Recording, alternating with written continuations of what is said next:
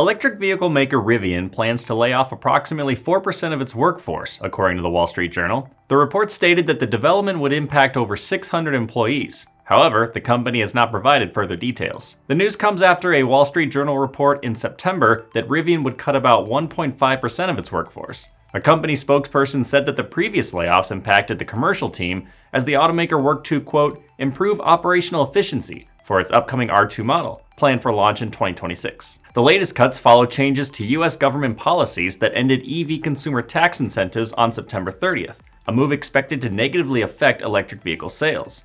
The credit offered up to $4,000 for used vehicles and $7,500 for new vehicles. Certain Rivian R1S and R1T models qualified for $3,750 in incentives as its batteries complied with critical mineral sourcing requirements.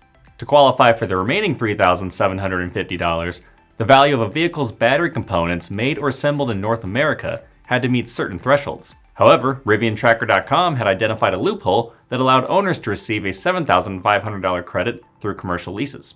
The automaker has implemented several measures in preparation for the launch of the aforementioned R2 SUV, which it reported remains on track despite posting a net loss of nearly $1 billion in the second quarter of this year. Rivian also faces pressure to lower its costs ahead of R2's launch. The company's website lists the R1S and R1T with starting prices of approximately $77,000 and $71,000 respectively. The R2 has a listed starting price of $45,000. I'm Nolan Beilstein, this is Manufacturing Now.